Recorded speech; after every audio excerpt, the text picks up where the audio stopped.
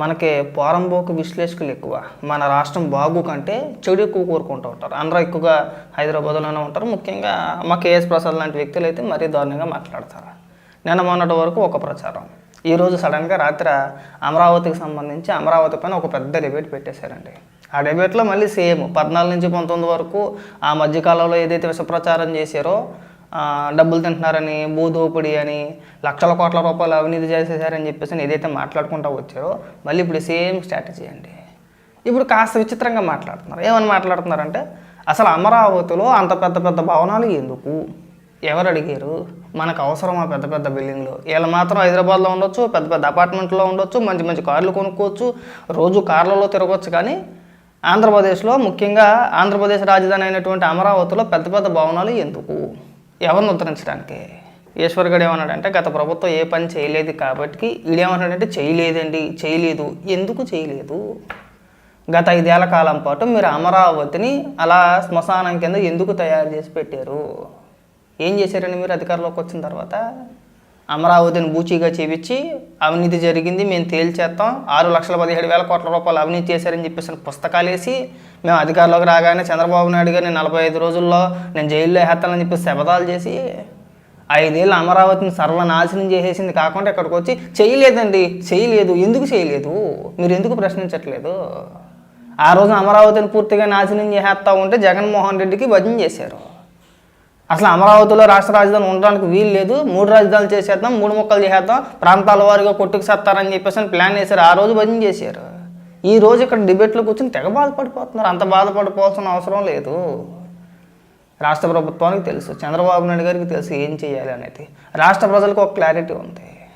మీరు ఇక్కడికి వచ్చి నిన్న అప్పాబాయ కోర్లు చెప్పినా సరే వీళ్ళు పిచ్చినప్పుడు అలాగే మాట్లాడుతున్నారని చెప్పి అనుకుంటారు. కానీ మీ మాటలను ఎవడో సీరియస్గా తీసుకోండి, బాగా గుర్తుపెట్టుకోండి. ఇప్పుడు అట కాదు, అమరావతిలో బిల్డింగ్లే కడతారో టవర్లే కడతారో రాష్ట్ర ప్రభుత్వం ఇష్టం, మీకు సంబంధం లేని వ్యవహారం. అమరావతికి మీరు పూర్తి ఆపోజిట్, అమరావతికి మీరు వ్యతిరేకులు. మీకేం సంబంధం అండి?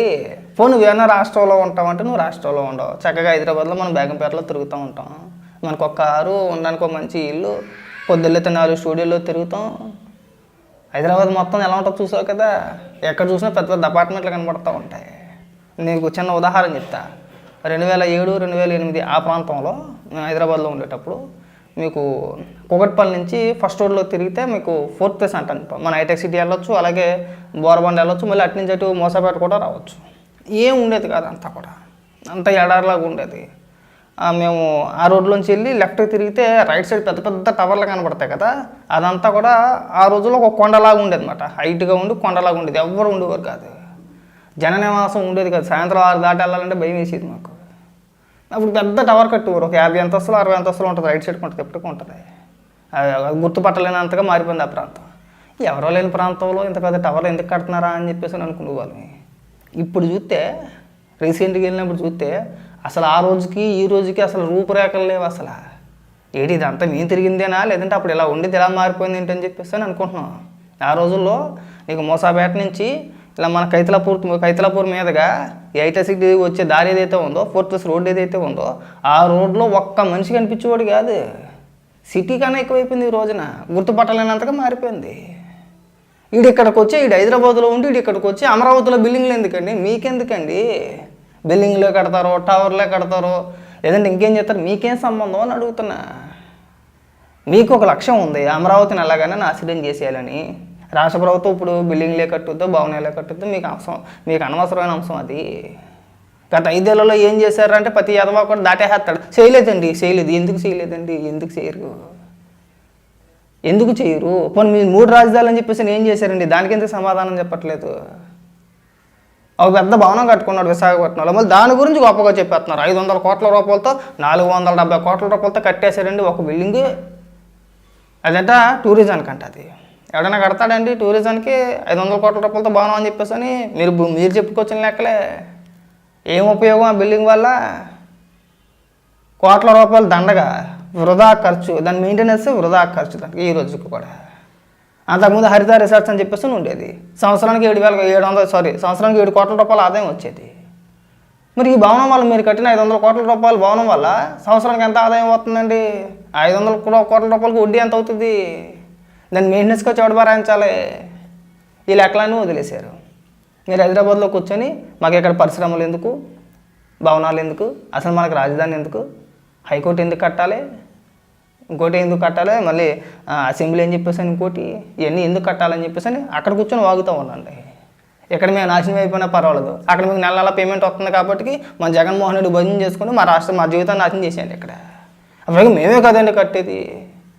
నువ్వు ఇప్పుడు సెటిల్ అయిపోయావు తెలంగాణలో, నువ్వు కట్టేది లేదు, నీ మీద భారం పడేది లేదు, నువ్వు ఇక్కడ అప్పాబాయ కోళ్ళు చెప్పమాకండి. ఇక్కడ కనీసం రాష్ట్రం డెవలప్మెంట్ జరిగితే చూసి ఓర్చుకోలేని ఎదవలు తయారయ్యారు.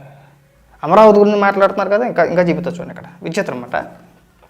వీడియో కొద్దిగా ఎంతైనా పర్వాలేదు, ఒకే వీడియోలో కొట్టేయచ్చు.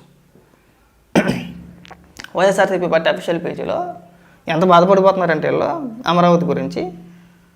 గత 5 ఏళ్లలో అమరావతిలో వేసిన రోడ్లని తవ్వి తీసుకెళ్ళిపోయారు వైసీపీ నాయకులు, ముఖ్యంగా వైసీపీ కార్యకర్తలు. కొంతమంది దొంగల కంటే దారుణంగా ప్రవర్తించారు. ఐరన్ ఎత్తుకెళ్ళిపోయేవారు, పైపులు ఎత్తుకెళ్ళిపోయేవారు, రోడ్లని తవ్వేసి రాత్రికి రాత్రులు జేసీబీలు పెట్టి రోడ్లనండి వేసిన రోడ్లని రాత్రి జేసీబీలు పెట్టి తవ్వుకెళ్ళిపోతుంటే అక్కడ రైతులు అడ్డుకున్న వీడియోలు మనం 100లో చూసాం గతంలో కదా. వేసిన రోడ్లు తవ్వేసిన చరిత్ర వైఎస్ఆర్సీపీ పార్టీది, నాయకులది, కార్యకర్తలతో కూడా. అంత దొంగలు, పక్కా దొంగలు, 420 గల్ అనడానికి ఉదాహరణ అనమాట. మీరు కావాలంటే చూడండి, అమరావతిలో రోడ్లు తవ్వుకెళ్ళిపోయిన గూగుల్లో కొట్టినా ఎక్కడ కొట్టినా కానీ కొన్ని 100 వీడియోలు వస్తాయి. జేసీబీలు పెట్టి తవ్వేశారు, రోడ్లను తవ్వేశారు. ఇవాళ ఏమైనా బాధపడిపోతున్నారంటే ఇక్కడ చూడండి. ఇక్కడ వైఎస్ఆర్సీపీ పార్టీ అఫీషియల్ పేజీలు వేశారు. అమరావతిలోని అమృత యూనివర్సిటీకి వెళ్ళే రోడ్డు పూర్తిగా బురదతో నిండిపోవడంతో విద్యార్థులు, సిబ్బంది అవస్థలు. 2025 సంక్రాంతికి గుంతలేని రోడ్లను 2026 సంక్రాంతి కూడా వచ్చి వెళ్ళిపోయింది, ఇంకెప్పుడు రోడ్లు వేస్తామని చెప్పేసి అని వీళ్ళు రోడ్ల గురించి ఇలా మాట్లాడుతున్నారు. మీ హయాంలో ఒక్క రోడ్డు వేయకపోక, ముఖ్యంగా అమరావతిలో అయితే వేసిన రోడ్లను తవ్వేసి మీరు తవ్వికెళ్ళిపోయి ఎలకలు మాట్లాడుతున్నారు. ఇవాళ ఆ బురద ఏదైతే కనబడుతుందో రోడ్డు వేయడానికి చేసిన కార్యక్రమమే. రోడ్డు వేస్తున్నారు ఎలాగానో, వర్షం పడింది, బురద కాకపోతే ఏముంటుంది, ఎక్కడన్నా అంతే. ఇప్పుడు మాట్లాడితే అమరావతిలో వాటర్ నిండిపోయింది, నీళ్ళు పడిపోతుందంటే పునాదులు తీశారు. వర్షం పడితే నీళ్ళు కాకపోతే ఏముంటాయండి, నిప్పులు ఏమైనా ఉంటాయా, నీళ్ళే ఉంటాయి. రోడ్డు అన్న తర్వాత, మట్టి అన్న తర్వాత వాన పడితే ఖచ్చితంగా బురద ఉంటుంది. అది ఎవడన్నా మాట్లాడవచ్చు కానీ మీరు మాట్లాడకూడదు. మీకు అసలు మాట్లాడే రైట్స్ లేవు అసలు. అమరావతి ప్రాంతం గురించి కానీ, రాజధాని గురించి కానీ, లేదంటే అక్కడ రోడ్ల గురించి కానీ గట్టిగా మాట్లాడుతూ మీరు వేసిన రోడ్లను తవ్వేసిన వ్యక్తులు మీరు ఎలా మాట్లాడతారండి? మీరు ఏం చేశారో చెప్పాలి కదా. 5 ఏళ్లలో మీరు ఎన్ని రోడ్లు వేసారు అమరావతిలో? దేనికి రోడ్లు వేసారు? వేసిన రోడ్లు తవ్వేశారు మీరు. ఇక్కడికి వచ్చి ఉపన్యాసాలు, మా పూర్వం బొగ్గలందరినీ తీసుకురావడం, వాళ్ళ చేత డిబేట్ సాక్షి టీవీలో కూర్చోబెట్టడం, ఇష్టానుసారంగా డిబేట్లు పెట్టించాడు. కాస్త ఉండాలి కదా, మనకు కూడా సిగ్గుసారం ఉండాలి కదండి. మాట్లాడేవాడి కన్నా ఉండాలి. మా కాశ్మీర్ గడికి ఎలాగో ఉంటుంది అది. కొంతమంది ఉంటారు పరిశ్రమలు ఎందుకు అంటారు, వీళ్ళు వచ్చి భవనాలు ఎందుకు అంటున్నారు. రేపు అన్న రోజునకి మాకు కంప ఎందుకు అంటారేమో. అందరికీ పూరి గుడిసెలు వేసి చేస్తారు కదా, ఏం చేస్తారా మీరు? వీళ్ళు మాత్రం విలాసవంతమైన జీవితం గడపాలి, అన్నీ అందుబాటులో ఉండాలి, అన్ని ఫెసిలిటీస్ కూడా మనకు అందుబాటులో ఉండాలి.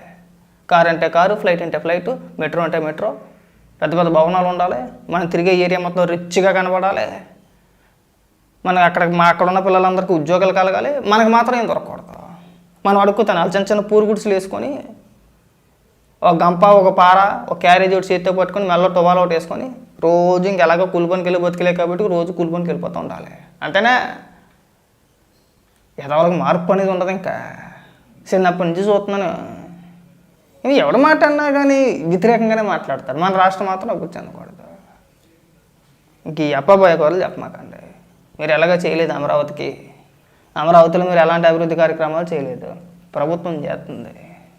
ఒక 5 ఏళ్ల తర్వాత మురిగిన కుక్కలందరూ ఎక్కడికి వెళ్తారో మేము కూడా చూస్తాం. చూడండి అమరావతి ప్రాంతం ఎలా డెవలప్మెంట్ అవుద్దో ఇప్పటికైనా. ఒక 5 ఏళ్ళ తర్వాత అయినా 10 ఏళ్ళ తర్వాత అయినా ఆ ప్రాంతాన్ని చూసి ఎవడైనా సరే షాక్ అవ్వాల్సిందే. ఏడి చచ్చిపోతారు.